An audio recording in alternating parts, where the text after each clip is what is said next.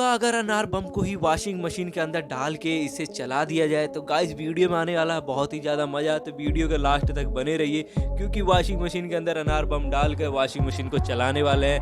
पहले तो washing machine को लिया जाता है, फिर उसके बाद उसमें अनार बम को रखा जाता है। गाइस अनार बम एक दो नहीं कई सारे रखे जाते हैं, फिर वॉशिंग मशीन को चला दिया जाता है। गाइस मुझे कमेंट में ज़रूर बताइएगा आपको ये एक्सपेरिमेंट कैसा लगा। और मशीन जब तक चलता है तब तक वीडियो को लाइक कर दे, देखिए किस तरीके से वॉशिंग मशीन का हाल हो चुका है।